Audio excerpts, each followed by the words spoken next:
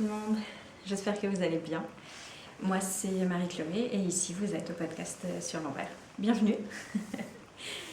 Donc aujourd'hui j'ai pas mal de choses à vous montrer parce que niveau tricot j'ai bien repris le rythme en ce moment. Et puis j'ai trouvé des projets qui m'enchantent et que j'adore tricoter. Donc peut-être que ça me permet de tricoter plus vite aussi. Et en couture, c'est pareil, je me suis plutôt pas mal éclatée à faire plein de petites choses. Donc voilà, vous voyez, il y a une bonne pile de projets finis, de projets en cours. Et bien sûr, vous voyez juste là ce que j'ai acheté quand je suis allée au Knit It début octobre. Voilà. Allez, je vous montre ça tout de suite. Je vais commencer par la couture et puis on finira par le tricot. Alors en couture, j'ai un premier projet terminé que je ne peux pas vous montrer parce que c'est un cadeau. Mais à la place... Ah oui, mais j'ai rangé mes projets dans le mauvais sens. Bon, la couture, ça va être là. Ok. Je vous montre une version que j'ai déjà faite il y a longtemps, que je vous avais déjà montré. Il s'agit de serviettes en tissu. Ma sœur, pour son anniversaire, m'a demandé des serviettes de table en tissu. Et du coup, je m'en étais cousue il y a 4 ans et elles sont très bien. Donc je lui ai fait exactement la même chose. Donc ça, c'est ma version. Et la sienne est déjà partie dans les méandres de Mondial Relais. Donc c'est des serviettes en tissu, enfin en lin lavé de chez Merchant Mills. J'adore leur lin lavé, je trouve qu'il est vraiment de super qualité. Les couleurs sont magnifiques et il est souple et en même temps très résistant. Et il vieillit hyper bien. Vous voyez, moi, ces serviettes, je les ai cousues il y a 4 ans, il me semble, c'est ça. Et elles sont en parfait état. Le lin vieillit un petit peu, mais en fait, il devient vraiment de plus en plus beau avec le temps. Il devient plus souple, plus doux, mais il ne s'use pas, contrairement à ce que je pensais. Je pensais qu'il allait s'user et que le tissu allait petit à petit se trouer, en fait, s'élimer. Et là, avec l'usage qu'on en fait tous les jours, il n'y a aucun souci, c'est vraiment super. Donc j'ai cousu exactement la même chose pour ma sœur, sauf que je lui ai pris un coloris non teint, coloris naturel, et je lui ai fait juste un petit truc en plus pour en fait reconnaître les serviettes les unes des autres.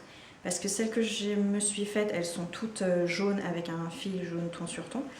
Donc dans la vie de tous les jours, la vie quotidienne, ça va très bien, mais quand il y a un peu des invités, il y a... Ok, pardon, il y a le chat qui pète un câble. Dans la vie quotidienne, ça va très bien, mais quand on a des invités, des fois, on ne sait plus à qui et quelle serviette et tout, c'est un petit peu galère. Donc ce que j'ai fait pour ma sœur, c'est que j'ai cousu les serviettes, les 6 serviettes sont pareilles, mais j'ai fait à chaque fois un fil d'une couleur différente. Comme ça, de loin, la serviette a l'air d'être... Enfin, on voit que c'est le même service, c'est identique, c'est un petit peu harmonieux. Mais de près, chacun repère sa couleur et puis chacun a sa serviette de table, quoi. Et du coup, c'est beaucoup plus pratique. Voilà. Et je lui ai fait un petit torchon aussi qui va avec le reste du tissu. C'est un peu long à faire parce que je peux moins les faire à la chaîne. Là, en changeant de couleur à chaque fois pour chaque serviette. Parce que du coup, je dois faire la serviette et puis changer la couleur du fil de la bobine et hop, faire une autre serviette. Donc c'est un petit peu plus long, mais franchement, ça va. Et ce lin est vraiment très agréable à coudre, donc ça me dérange pas tant que ça. J'avais plus eu l'impression de m'ennuyer sur celles-là, peut-être parce qu'elles étaient pour moi, alors que chez moi, j'en ai fait que 4. Alors que celle pour ma soeur, j'en ai fait 6 plus le torchon et j'ai eu l'impression que c'était beaucoup plus rapide. Alors après, peut-être qu'en 4 ans, j'ai gagné aussi en efficacité à la machine. Mais bon, pour celle-là, en tout cas, c'est vraiment hyper sympa. Elle, je pense que ça va lui plaire aussi. Hop, jaune sur jaune. Le prochain projet, c'est un patron que j'ai déjà cousu, mais je ne sais pas si je vous l'avais montré. Je vous en avais parlé, mais je ne vous l'avais pas montré. Il s'agit des culottes Paola, de petits patrons. Donc j'ai ce patron depuis un bout de temps et je le trouve vraiment super. Et là j'avais des chutes de jersey.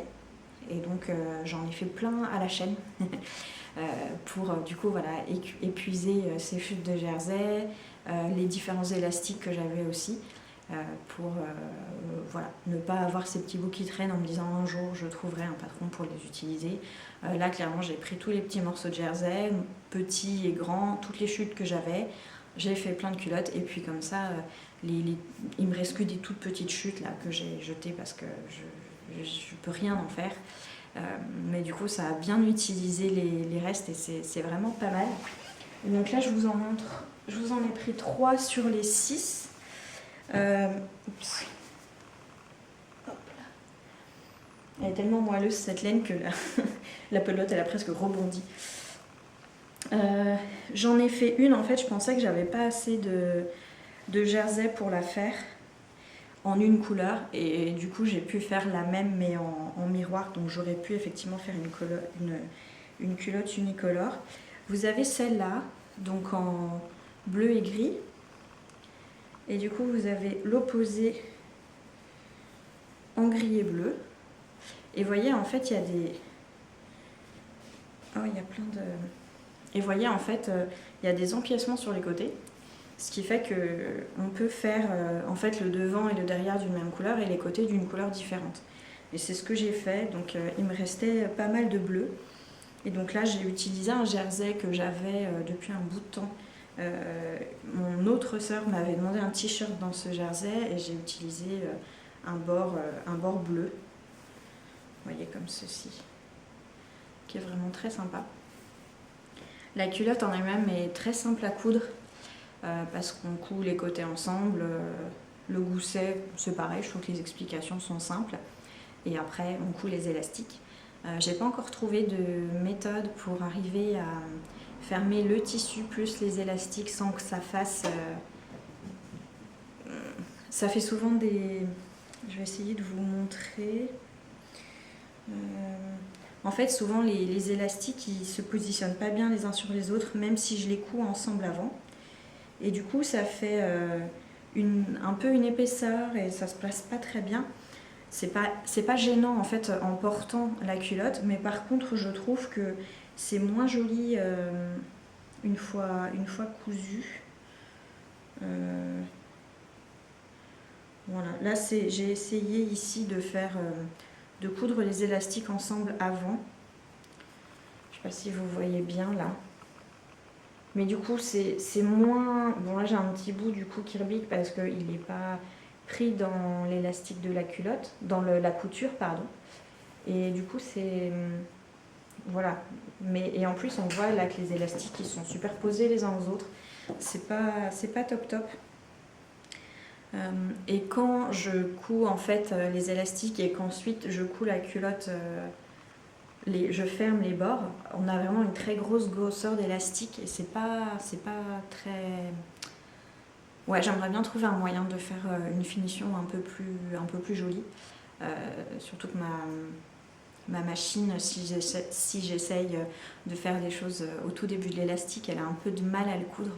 Donc c'est peut-être ça aussi, c'est peut-être ma machine qui n'est pas assez performante pour les coudre correctement. Mais voilà, dans tous les cas, c'est quand même des... Je suis désolée, je suis déconcentrée. En fait, j'ai un chat qui fait que des allers-retours tout le temps. Donc voilà, je disais, j'ai été coupée par un coup de téléphone. C'est un patron qui taille très bien, je trouve, qui est très agréable. Donc la culotte, c'est une culotte qui est taille haute. Mais la taille, enfin il y a 2 tailles hautes possibles. Vous pouvez avoir une taille vraiment très haute qui arrive juste en dessous du nombril, qui est celle que j'ai faite là, et puis, pardon, et une taille un peu moins haute qui arrive à peu près à mi-hanche, que j'ai pas encore testée, mais je pense que si j'en essaye une autre, je ferai celle-là. Mais je la trouve vraiment très très confortable, hyper bien coupée, et j'ai essayé, je l'ai cousue aussi pour plein d'autres personnes dans plein de tailles différentes, parce que les tailles, l'éventail de taille est vraiment énorme sur ce patron. Sur tous les patrons, petits patrons d'ailleurs, et ça va bien à tout le monde en fait, donc c'est vraiment un patron qui est très bien conçu. Et puis j'ai envie d'essayer de faire, de trouver pour les empiècements sur les côtés des petites dentelles ou des petits tissus un peu stretch, plus petits pour changer un peu et trouver des choses au design un peu plus graphique. Je vais voir ce que je trouve. Mais pour l'instant, du coup voilà, c'est un patron qui se coud bien à la chaîne, où on peut en faire en une après-midi, on en fait 10 ou 15 exemplaires et c'est vraiment hyper pratique. Sans forcément de technique trop compliquée en plus. En tout cas, c'est très bien expliqué, donc moi je l'aime vraiment beaucoup. Hop. Et le dernier patron, je suis désolée, mais il y a le chat qui n'arrête pas de miauler. Tu te tais? Oui, tu me laisses parler. Donc, le dernier patron de couture, c'est la blouse Catherinette de Cousette. Donc Cousette, c'est une mercerie, mais ils font aussi en fait des patrons de couture. Et j'aime bien le style de leurs patrons, ça fait un moment que je les regarde. Cousette, donc c'est une mercerie, mais ils font aussi depuis quelque temps des patrons. J'avais encore jamais testé leurs patrons parce que en fait, c'est toujours la même personne qui montre les patrons, je pense que c'est la personne qui s'occupe de la mercerie, quoi, qui fait les photos des patrons portés. Et en fait, c'est une personne qui est très grande, très mince, et j'osais pas trop coudre ces patrons parce que j'avais l'impression que c'était pas forcément... Enfin, je doutais un petit peu du saillant sur moi, qui ne suis pas très grande, très mince. Donc, j'osais pas me lancer. Et puis, j'ai vu cette robe, donc, c'est une robe et une blouse Catherinette, elle m'a beaucoup plu. Je voyais que le patron avait l'air d'avoir pas mal d'aisance positive, ce qui est un peu, je dirais, un basique. Pour moi, j'ai vraiment besoin que les patrons aient un petit peu d'aisance positive et que ce ne soit pas des choses hyper moulantes. Donc, j'ai commandé celui-là pour tester. Et en fait, il est top. Il est super. Vraiment, je suis très très contente. Comme je suis entre deux tailles, entre le 38 et le 40 au niveau du tour de poitrine, j'ai fait la taille 40 pour être sûre que ça m'aille. Et en fait, ça va très bien. C'est même peut-être un poil grand. Vous voyez, donc c'est une chemise avec... Là, je l'ai faite à manches courtes, mais on peut l'avoir aussi à manches longues, 3/4.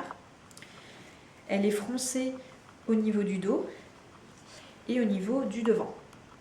Donc au final, le tour de poitrine, franchement, ça n'importe pas beaucoup parce qu'il y a tellement d'aisance positive que je pense que faire une taille au-dessus, une taille en dessous, ça ira quand même toujours.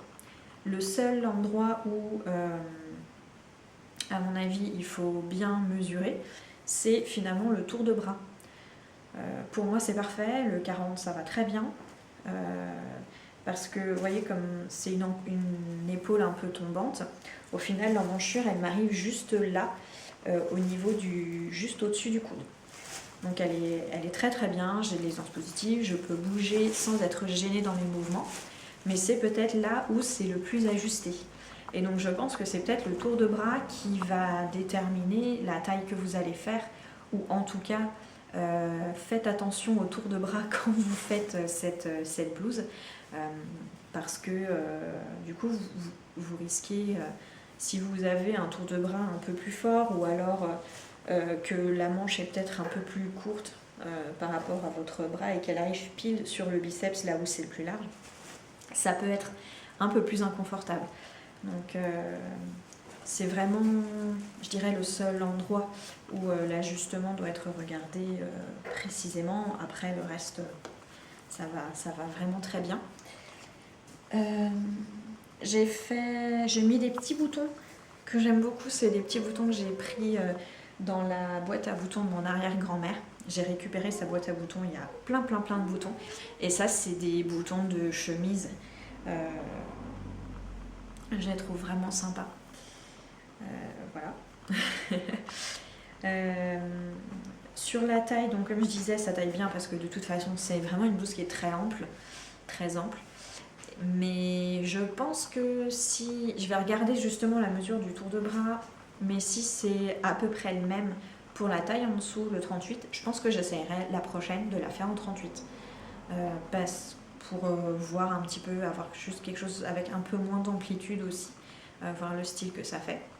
Et clairement, en été, ça, en robe, ça doit être hyper agréable.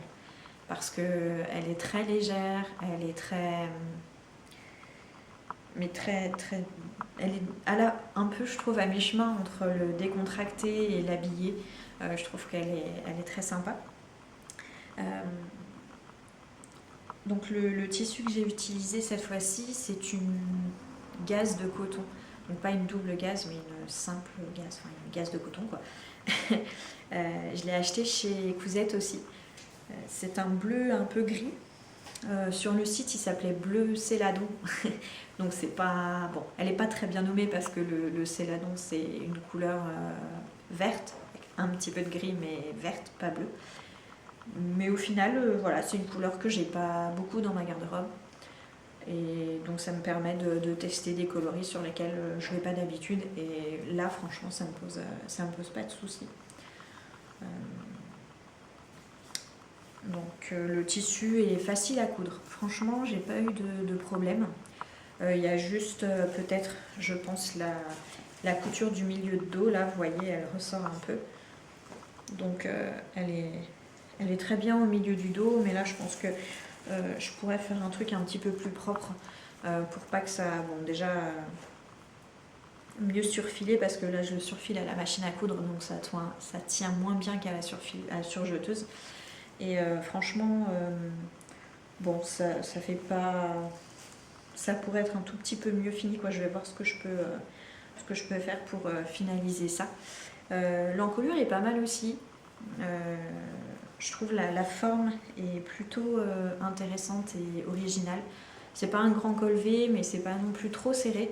C'est un peu entre les deux, un peu rétro. Je sais pas trop de quelle année le dater, mais voilà, c'est assez sympa. Et je me tâte à la faire, je sais pas, je pense qu'en robe d'hiver, elle doit être assez sympa dans peut-être un jacquard souple ou quelque chose comme ça, avec une jolie ceinture à la taille. Je pense que ça peut donner un style vraiment très, très sympathique à cette robe ou blouse, comme vous voulez. Donc voilà, de mon côté, je pense que c'est vraiment pas du tout la dernière fois que je couds ce patron. Donc je vais voir un petit peu comment je peux quels différents styles je peux lui donner avec les tissus que je vais choisir. Mais il est très agréable à porter et franchement... Qu'est-ce que tu fais ? Bref, c'est n'importe quoi. Alors vous voyez pas, mais c'est n'importe quoi là dans le salon en ce moment. Quand je me mets à tourner le podcast, comme je mets plein de nouveaux... je change la place du fauteuil, je mets le trépied et tout. Et du coup, les lapins, le chat, c'est n'importe quoi. Tout le monde était en train de faire la sieste et puis là... vu que je tourne, ils viennent sentir, jouer, bref, c'est un peu le bordel. Mais voilà, petite blouse Catherinette de Cousette. Elle est très bien, elle est hyper confortable. Je la porte même en venant à vélo et il n'y a pas de souci quoi. Donc elle laisse assez d'amplitude dans les mouvements. Donc c'est vraiment ce qui me plaît dans ce genre de vêtements.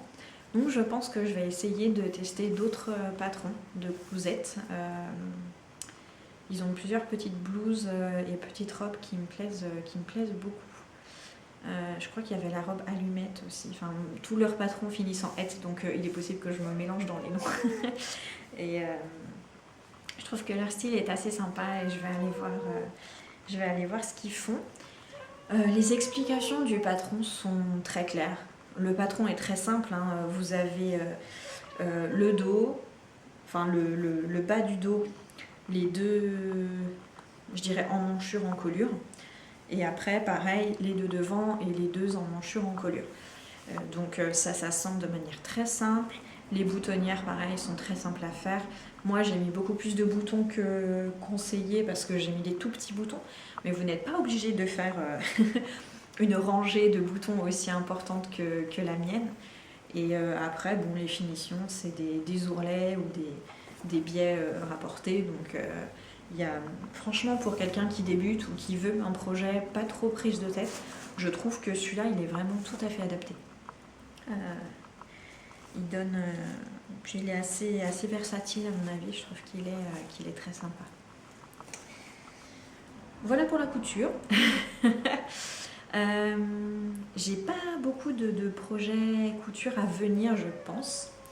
Je me suis acheté un petit jersey fleuri, mais je sais pas encore quel patron je vais faire avec. Donc, bon, on va voir ce qui me fait envie. Et puis, si j'ai acheté du tissu imperméable, parce que je vais me faire une pochette pour le vélo.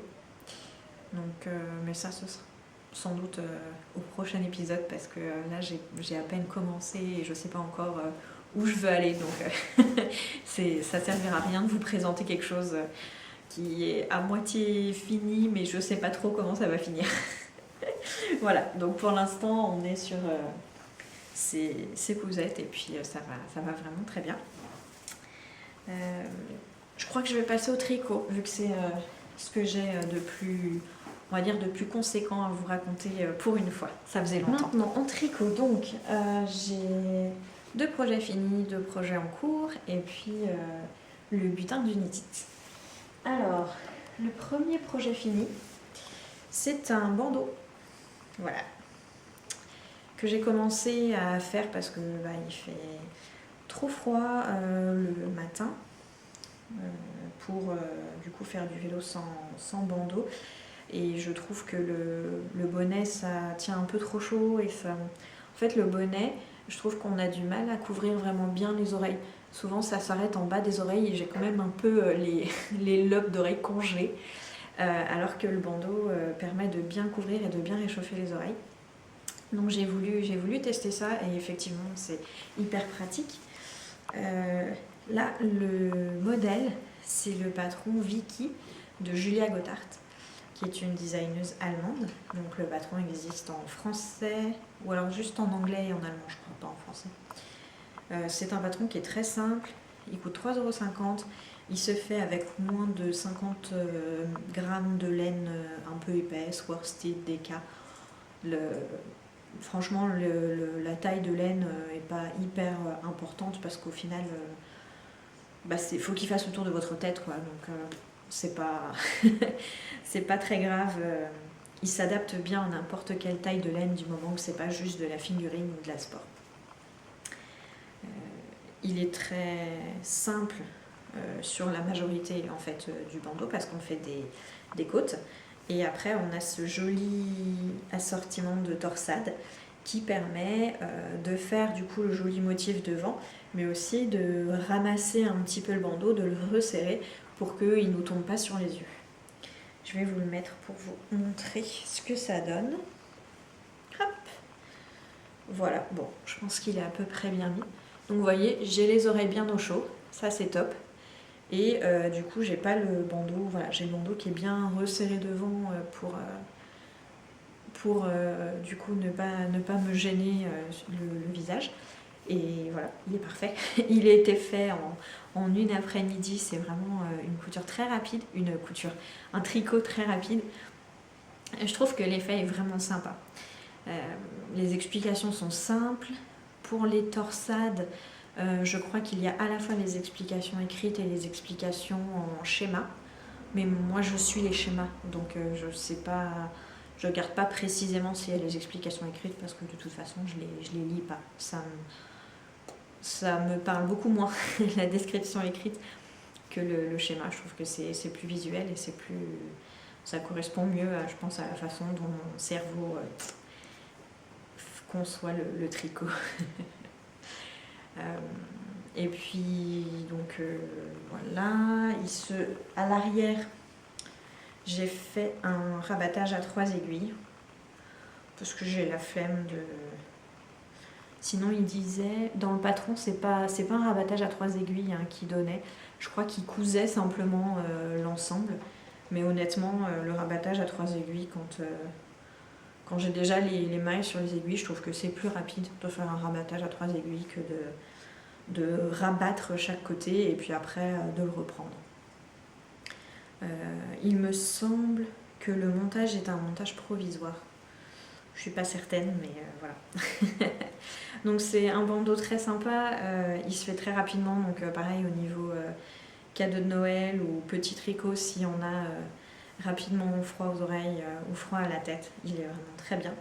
Il passe très bien sous un, sous un casque de vélo et je trouve qu'il tient vraiment bien chaud parce que vous voyez, comme ce sont des côtes et qu'elles ne sont pas étendues, au final le motif de côte va resserrer un petit peu le bandeau et il va le rendre plus moelleux et on va avoir vraiment l'air bien enfermé en fait à la fois dans la laine mais aussi dans le motif en relief des côtes, ce qui fait qu'il est vraiment très chaud. La laine que j'ai utilisée, c'est une laine que j'ai achetée en brocante. C'est une laine qui est de la marque Bergère de France qui s'appelle Laine de Pays, mais c'est une très vieille version parce que vu le design de l'étiquette, c'est pas du tout une version moderne des laines Bergère de France. C'est une laine qui est super wash, c'est pas écrit à proprement dit sur l'étiquette, mais il était écrit qu'elle pouvait passer à la machine à 30 degrés, donc je me dis qu'elle a reçu un traitement super wash. Pourtant elle n'est pas hyper douce comme le sont les laines super wash d'aujourd'hui, donc le traitement était peut-être pas tout à fait le même il y a 30 ans, je sais pas. Bref, donc il a très bien utilisé une petite pelote qui traînait comme ça, ça c'est hyper sympa et moi je le trouve très joli, très confortable. C'est pareil, très bien pour quelqu'un qui voudrait commencer les torsades. C'est un petit peu serré en fait l'enchevêtrement de torsade, mais c'est pas difficile à faire. Par contre c'est des grosses torsades, donc moi qui utilise le moins possible les aiguilles à torsade, pour celui-là j'ai dû en utiliser. Donc c'est pas compliqué d'utiliser les aiguilles à torsade, mais c'est vrai que pour moi qui n'ai pas l'habitude, c'était un peu différent de ce que je fais d'habitude et ça va bien, quoi. Il n'y a pas de souci. Voilà. Le bandeau Vicky de Julia Gothard. Faut que je fasse des photos pour le mettre sur mon projet Ravellerie et puis j'ai pas grand chose de plus à dire dessus. Il est très bien, il est chaud, il est beau. C'est tout ce que je lui demande.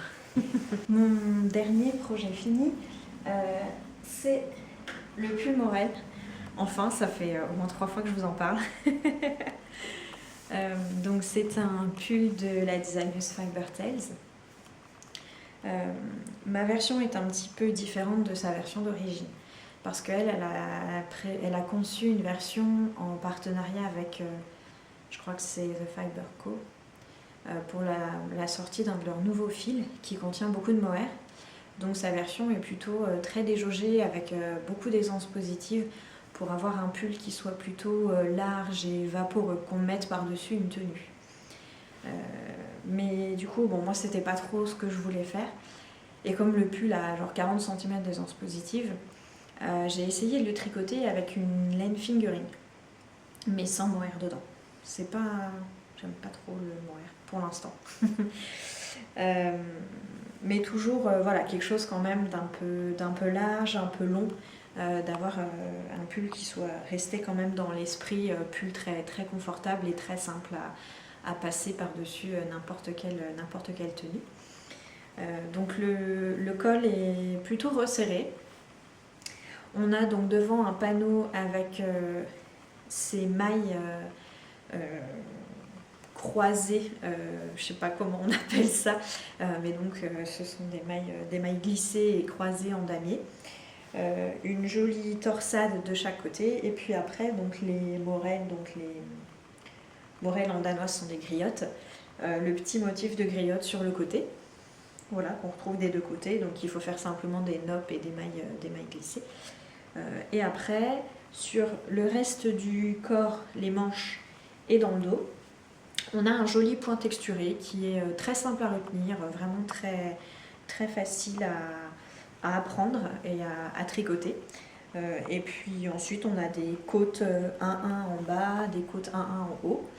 Les manches normalement sont des manches ballon, mais moi j'aime pas trop les manches ballon, donc j'ai simplement juste fait une taille d'aiguille un peu plus petite, mais j'ai pas réduit le nombre de mailles à la fin parce que ça me plaisait pas trop. Et puis il y a le détail aussi que je vous avais pas montré sur les épaules, vous avez des mailles en droit en jersey, parce que je pense que c'est pour donner un peu de tenue au pull, parce que ce point texturé il se détend légèrement, et si sur les épaules c'était la même chose, je pense que ça se tiendrait pas assez et qu'on aurait vraiment un pull qui risque de pas tenir longtemps en fait avec ce motif sur les épaules. Je vais essayer de vous le passer, voir si j'y arrive par-dessus le t-shirt rouge. Je sais pas ce que ça va donner. Alors.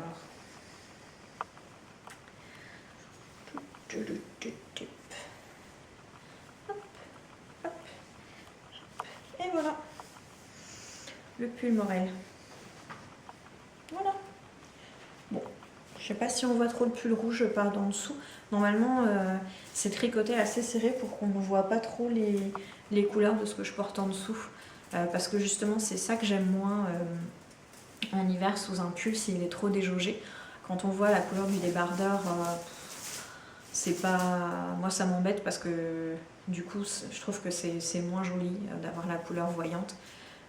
Ou alors il faut faire attention à ce que la couleur du débardeur soit la même que la couleur du pull, mais alors là, dans ce cas-là, il faut avoir 15 débardeurs, et clairement c'est pas mon objectif dans la vie. Donc voilà, là je trouve qu'il est bien. La laine est plutôt assez chaude quand même. Donc c'est une laine d'échantillon Fingering Sport. Je vous avais déjà expliqué dans le podcast précédent, je connais pas vraiment la marque ni la composition de la laine. Je sais que c'est une laine qui n'est pas traitée superwash, mais je l'ai achetée sur un marché en Italie à Milan d'une filature qui fermait et ils vendaient leur stock. Donc pour 10 €, j'ai eu 1 kg de laine. Donc elle est... Voilà, j'aime bien la couleur. Je trouve que pour l'hiver c'est sympa. Et le pull est, voilà, il est chauve-souris, donc, mais pas trop. Ce qui veut dire que je peux quand même, je suis désolée, j'enlève les poils de chat dessus. On peut quand même mettre un manteau et c'est pas trop inconfortable. Et je l'aime vraiment beaucoup. Il est un peu long. Vous voyez, il peut se porter rentré ou pas. Enfin, je vais pas vous raconter comment porter un pull, mais je le trouve très sympa. J'ai beaucoup aimé tricoter le quadrillage devant. C'est un point que j'avais encore jamais essayé et je trouve ça vraiment très joli. Ça donne une jolie texture. Après, les petits nops, moi j'aime beaucoup quand il y a des nops, hein, donc du coup c'était vraiment un pull fait pour me plaire. Après, par contre, c'est un pull qui prend vraiment qui prend vraiment sa forme finale une fois qu'il est bloqué. Parce que on a le point texturé qui, avant blocage, va plutôt être ramassé sur lui-même. Alors que, vous voyez, vous allez avoir les nops là avec les mailles en vert qui vont être plutôt pas sur un échantillon très serré. Mais du coup, ici, là, on a des mailles glissées, donc pareil, c'est un peu plus resserré. C'est assez... Avant blocage, c'est vraiment un pull qui est détendu à certains endroits, un peu resserré à d'autres, qui n'a pas vraiment, qui a une taille assez improbable. Et une fois par contre qu'il est bloqué, comme ce point se détend facilement, le pull grandit beaucoup. Ce qui fait que, par exemple, moi j'ai dû reprendre les manches. Au départ, j'avais fait des manches plus longues. Je les avais fait... je les avais fait arrêter à peu près 2-3 cm avant mes poignets. Et après blocage, elles arrivaient après mes mains. C'était vraiment trop grand. Donc je les ai défaits, j'ai refait juste les côtes et puis maintenant ça va très bien. Mais sinon après, j'avais vraiment prévu de ne pas le faire trop long pour qu'il puisse quand même s'allonger et grandir au blocage. Mais c'est le principe de ce type de pull. Donc c'est expliqué dans le patron et il ne faut pas... il faut bien tricoter selon l'échantillon et pas faire quelque chose... Enfin, il faut prévoir que le pull au blocage va beaucoup s'agrandir. Et que de tricoter du coup un peu plus court et un peu plus serré avant blocage pour que du coup il ait la bonne taille une fois qu'il a été bloqué. Sinon vous allez vraiment vous retrouver avec quelque chose, avec une robe quoi. Il serait très joli en robe, il n'y a pas de souci je pense. Mais si c'est pas ce que vous voulez, bon, ça risque d'être un petit peu dommage. Bon, du coup c'est un patron que j'ai beaucoup aimé. C'est la première fois que j'ai un patron avec un col resserré. Je savais pas trop si ça allait me plaire et en fait ça va. Je pense qu'il faudrait pas qu'il soit plus resserré que ça parce que par exemple les cols roulés, tout ça, j'aime pas trop. Mais là ça va. Franchement, c'est pile bien comme il faut et du coup je l'aime bien. Il est vraiment très confortable et j'aime bien la couleur aussi. C'est bon, c'est de la couleur un petit peu en vogue en ce moment, on la voit souvent. Mais je ne l'ai pas dans ma garde-robe d'hiver, donc elle me plaît vraiment beaucoup. Au niveau des encours, j'ai 2 encours. Le premier encours, c'est... Non, je vais commencer par celui-là. Le premier encours, c'est une paire de chaussettes en déca. Enfin une paire. Pour l'instant, c'est une chaussette en déca, toute seule. J'avais cette pelote de laine depuis très longtemps dans mon stash parce que c'est une pelote de laine des Jolies de Milly. Les Jolies de Milly, elle a arrêté de teindre depuis 3 ou 4 ans. Ou au moins 2 ou 3 ans. J'avais acheté cette pelote pour quelqu'un qui m'avait demandé un bonnet jaune, mais la personne n'aimait pas trop le côté trop... vous voyez, trop changeant en fait de la couleur, voulait une couleur plus uniforme. Donc je me suis retrouvée avec cette pelote et en fait, sans faire exprès, je l'ai rangée un peu au fond de mon meuble à laine, qui est celui-là. Et je l'ai oublié. Et en regardant les modèles Ravelry, j'ai vu pas mal de paires de chaussettes en déca passer là, récemment, dont ce modèle de Yuka, qui est une designeuse de chaussettes que j'aime bien. J'ai déjà fait plusieurs de ces modèles. Et ça, c'est les chaussettes Ajiro. Et moi qui adore du coup en hiver me promener avec mes chaussettes tricotées main en fingering, je me suis dit mais pourquoi j'ai pas pensé avant à faire des chaussettes en déca ou en worsted parce que c'est encore plus chaud et c'est encore plus moelleux, c'est vraiment ce que j'adore pour traîner à la maison. Donc je me suis mise en quête dans mon meuble à laine d'une pelote de 100 grammes de déca. J'ai trouvé celle-là et je suis très contente que finalement la personne ne l'ait pas aimée parce que moi en fait elle me plaît beaucoup et du coup j'ai entrepris de commencer à tricoter une chaussette avec. Donc c'est une chaussette qui a une construction assez unique. Je vous en parlerai la prochaine fois quand j'aurai fini. Mais alors, ce qui est génial, c'est que ça monte hyper vite, les chaussettes en déca. Ça, c'est 1 heure de tricot. Parce que, du coup, déjà, il y a très peu de mailles. Là, pour ma taille, j'ai fait la plus petite taille, la taille 1, j'ai 42 mailles. Et en fait, je fais 4 répétitions du motif. Le motif fait 6 mailles, 6 rangs. Donc, c'est vraiment hyper rapide. Et c'est hyper gratifiant comme projet.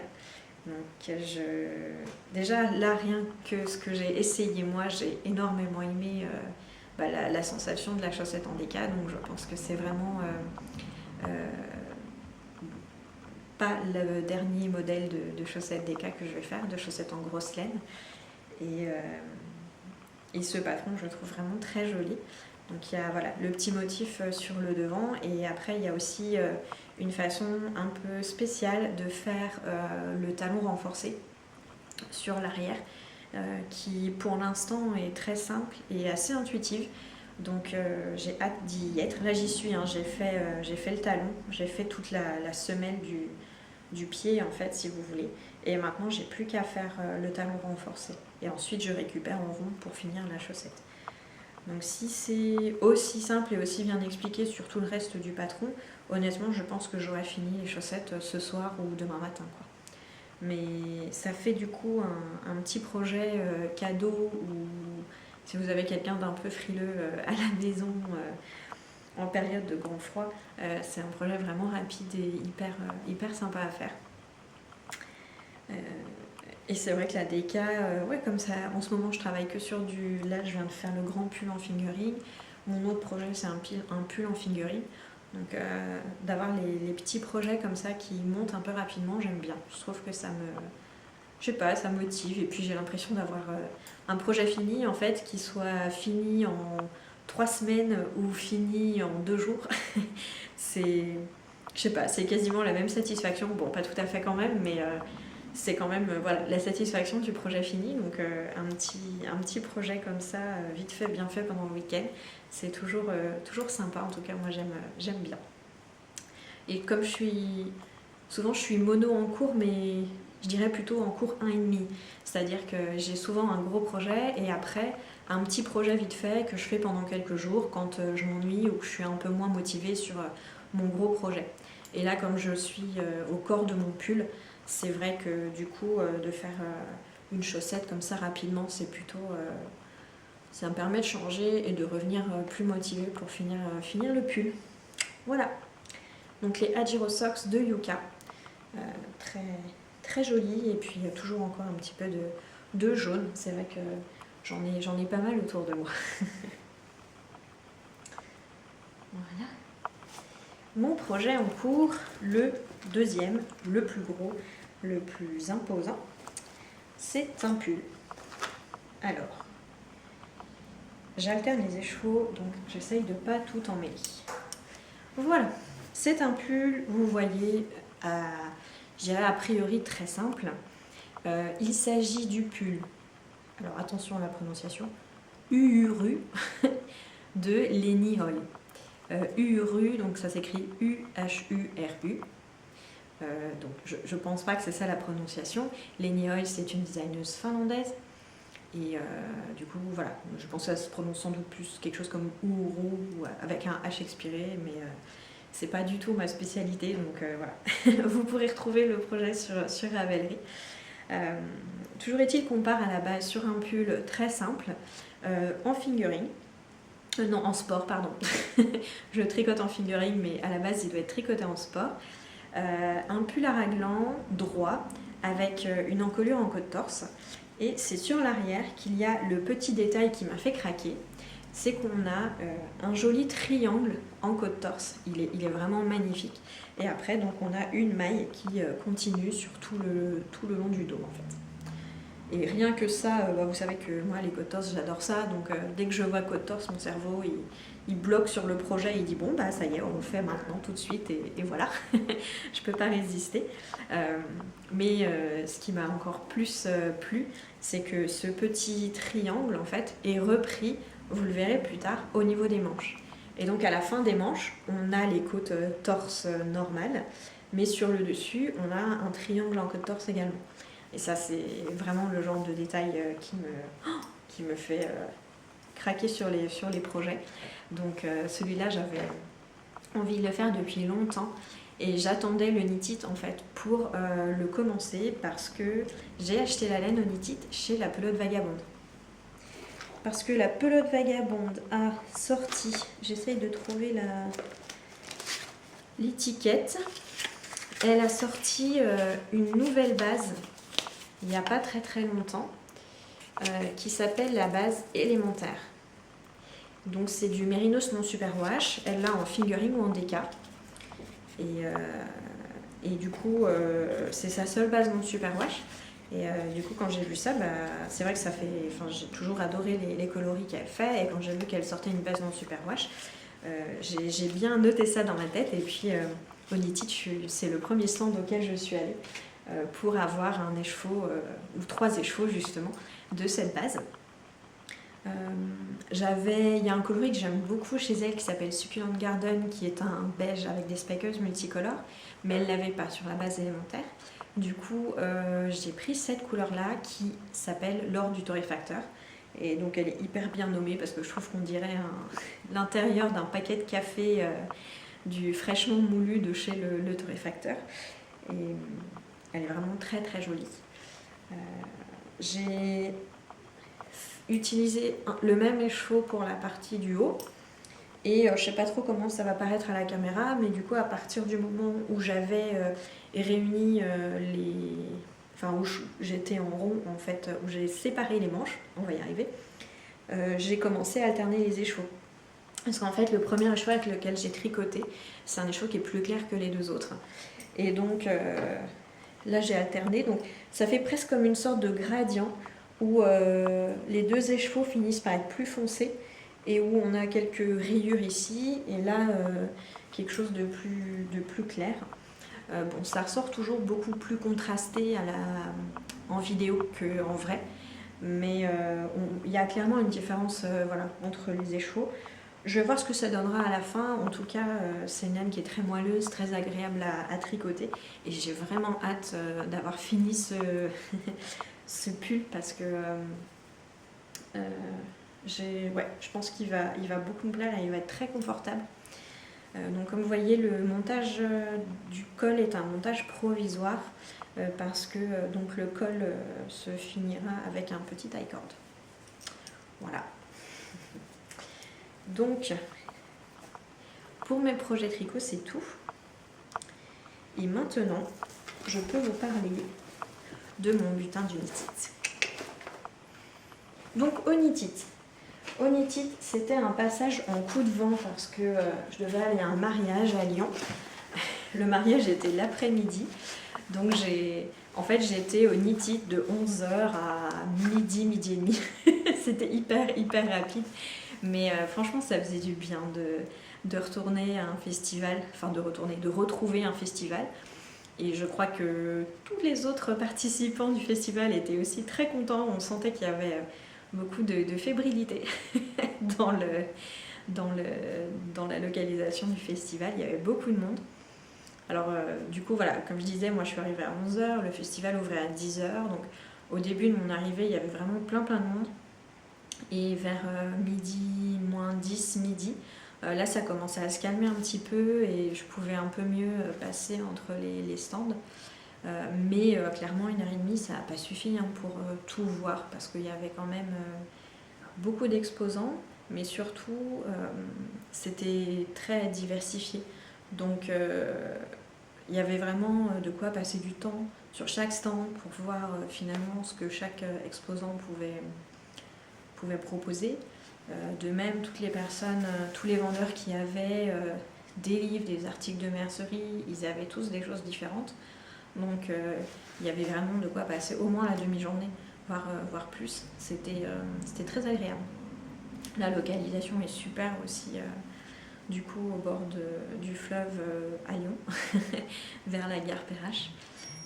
Et après la partie food truck en fait et stand de soit repas de midi, soit petite collation était aussi hyper bien fournie. C'était vraiment très sympa. Bon, comme j'allais à un mariage, autant vous dire que j'ai pas mangé de viennoiserie ou de choses comme ça parce que je savais que j'allais avoir droit à un très bon repas le soir. Mais ce n'est que partie remise pour une prochaine fois. Donc ce que j'ai acheté, comme je vous disais au tout début, je suis allée à la Pelote Vagabonde. Il y avait vachement de queue à son stand et tout, donc j'ai bien fait d'y aller au début parce que déjà dès 11h il y avait des coloris ou des bases sur lesquelles elle n'avait plus énormément de stock. Ensuite, je vais vous le montrer tout de suite pour ne pas les casser. Je suis allée chez Atelier Camelire. Je lui ai pris des boutons herbiers, donc ces fameux boutons herbiers qui sont sans doute sa meilleure vente de tous les temps. Et une petite coupelle, elle a commencé à faire à diversifier et à faire des choses avec des empreintes végétales aussi, mais sur différentes formes. Donc ça c'est une coupelle avec une impression de fougère. Et du coup ça c'est juste un cadeau de Noël pour ma maman. J'ai peur de les casser, donc voilà, je les mets de côté. Son stand à Atelier Camelire est toujours vraiment sublime, il y a énormément de choses. En plus, ces boutons, ils sont tous rangés dans une immense boîte, donc on fouille et tout. J'ai l'impression de revenir dans la boîte à boutons de mon arrière-grand-mère, c'est trop sympa. Ce que j'ai acheté d'autre également, c'est il est accroché. Ah voilà, chez Imogène, donc de Big Bad Yarn. Je lui ai pris 2 écheveaux de sa base Soft Fingering qui est un Mérinos des In My Wing. Donc non, super wash. Et ça c'est le coloris Dune. C'est un coloris qui est entre le gris et le beige, plutôt uni. Et je l'ai pris parce que je veux faire une marinière avec ce rouge, qui est le coloris Believe Women, que je lui ai acheté au Festival de l'Écheveau Solidaire il y a donc, je sais pas, un siècle, parce que c'était avant le Covid, donc j'ai l'impression que c'était dans une ancienne vie. Mais j'ai envie de faire, je pense, la marinière moderne de... Oh, c'est quoi son nom déjà? Je sais plus ce que c'est son nom, mais la marinière moderne, je pense. C'est une marinière avec un point texturé juste sur la partie du corps, mais par contre les manches sont en jersey. Et donc j'ai envie de la faire en beige gris et rouge. Je vais voir si j'ai assez de laine, mais en général, pour faire un haut en fingering, j'ai besoin d'à peine de pelote et demie. Donc je pense que là, ça devrait le faire. Au pire, je rajoute du rouge ou je finis les manches en rouge, je verrai. Mais j'avais envie de, voilà, de tricoter ces laines ensemble et je pense que ça va être plutôt sympa.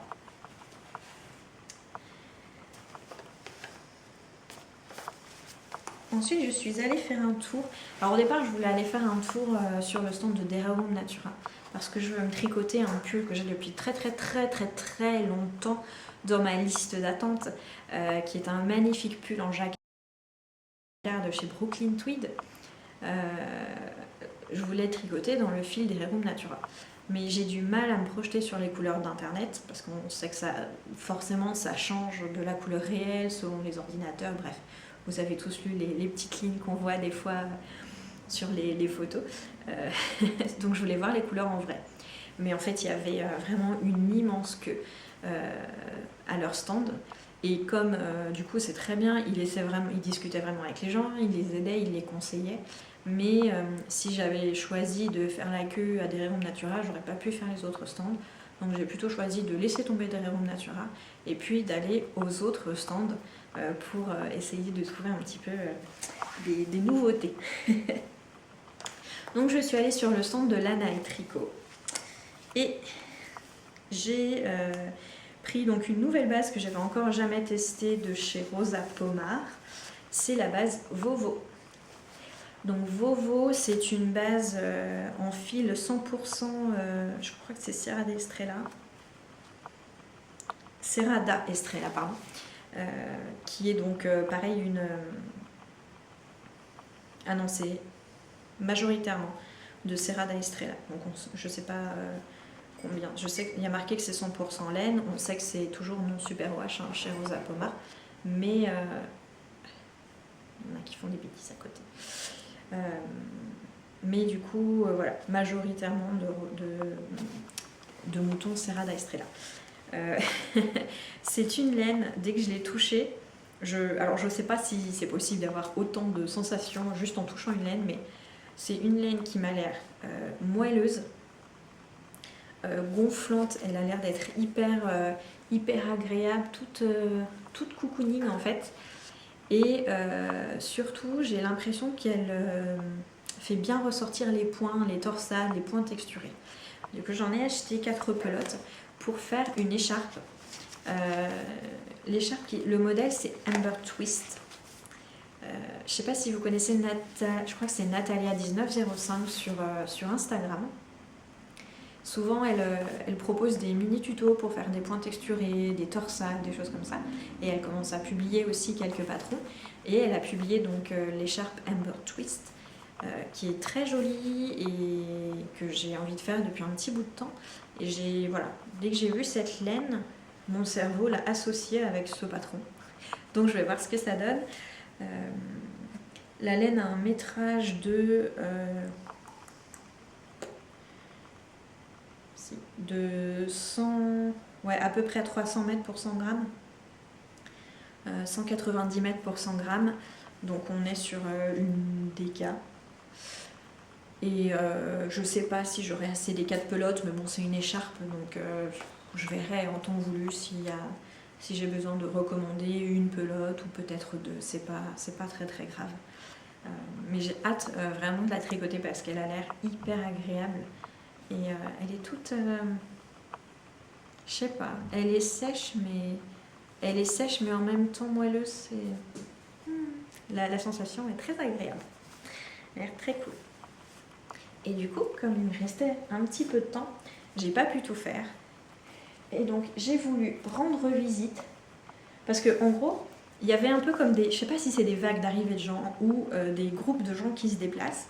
Mais si vous voulez, il y avait à certains stands pendant un moment plein de monde. Et puis après, plus grand monde. Et puis après, encore 10 personnes qui arrivent. Et du coup, au moment où il me restait un quart d'heure, j'ai vu que le stand de Maison Septembre était libre. Il y avait juste une personne à ce moment-là. J'ai eu peut-être le quart d'heure du samedi où il y avait... où on n'était que 2 sur son stand. Et du coup, je suis allée papouiller les beautés de Maison Septembre. Maison Septembre, j'ai déjà fait donc un châle avec ses laines en base numéro 1, la Mérinos non Superwash toujours, fingering. Mais dans un coloris complètement différent, un coloris plutôt beige crème, légèrement rosé. Et là, le coloris sur lequel j'ai craqué, c'est le coloris lichen. Donc il n'est pas teint avec du lichen, mais il s'appelle lichen. C'est un bleu-vert qui tire un peu plus sur le vert, du coup forcément je l'aime beaucoup. Mais qui a des petits speckles jaunes en fait, c'est très subtil mais c'est magnifique. Vous voyez là on a du petit speckles, là et là aussi. Est-ce qu'on en retrouve aussi ici? Voilà, là à nouveau. Vraiment, c'est une laine absolument magnifique. C'est un coloris que j'avais déjà vu en fait sur le site internet, mais parce qu'on en a discuté un moment avec Dorian, donc la personne qui s'occupe de Maison Septembre. Je lui disais que en fait, ce fil j'avais déjà vu sur le net, mais il m'avait pas du tout fait la même impression par rapport à ce qu'il rendait en vrai. Et pour elle, elle me disait que les bleus et les verts étaient les couleurs les plus difficiles à rendre, auxquelles il était le plus difficile de rendre justice finalement en version numérique. Donc c'est vrai que c'est pour ça aussi que de voir les laines en vrai, c'est quand même vraiment sympa et on a une vision des couleurs qui est quand même parfois un petit peu différente. Bon, forcément les lumières c'est pas les lumières, mais la luminosité finalement du salle de festival est toujours un peu meilleure que sur internet, avec la lumière de chez soi, la lumière de l'ordinateur et tout. Mais là, j'étais vraiment bluffée par la beauté de cette laine. Et ça, c'était un peu mon petit achat coup de cœur du Knit It parce que j'ai pas de projet pour cet écheveau. Mais du coup, je vais le garder très précieusement et je vais passer du temps et je vais prendre soin de lui trouver vraiment le meilleur patron qui aille avec. Alors, est-ce que ce sera des gants, un bonnet? Je sais pas du tout. Ou peut-être des chaussettes. À voir. mais il est trop beau. Je l'aime d'amour. Il est magnifique. Voilà, bon. Et bah, c'était tout pour moi. Voilà, j'ai pas grand chose d'autre à raconter de nouveautés. Oui, si, quand même.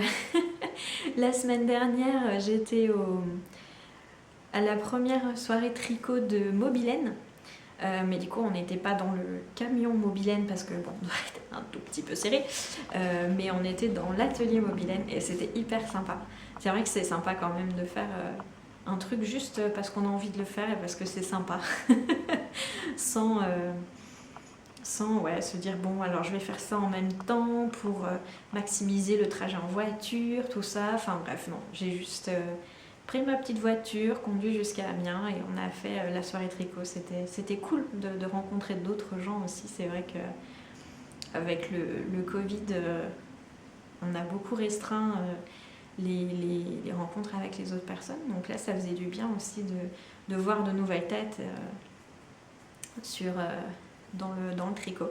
C'était vraiment très sympa et j'ai passé une très très bonne soirée. Voilà, donc là c'est vraiment tout pour moi. J'essayerai de revenir le mois prochain. Je pense que j'aurai pas mal de choses encore à vous montrer de tricot et puis peut-être de petits cadeaux de Noël, je sais pas. Comme en fait j'ai beaucoup de personnes, je me dis si je me mets à tricoter des cadeaux de Noël, j'en tricote pour tout le monde, mais là dans ce cas-là c'est trop long et il faut que je tricote toute l'année. Mais en même temps, je sais qu'il y a des personnes qui apprécient plus que d'autres les cadeaux tricotés, donc je vais voir. J'en fais rarement, je fais plus souvent des cadeaux couture parce que c'est plus rapide à faire.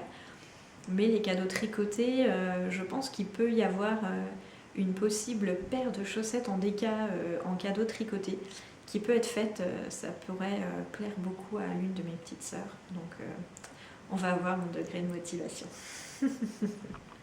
Bon, du coup, là on est en novembre, donc on se revoit début décembre. Je vais voir si je fais un petit vlog en décembre, comme j'ai fait une année.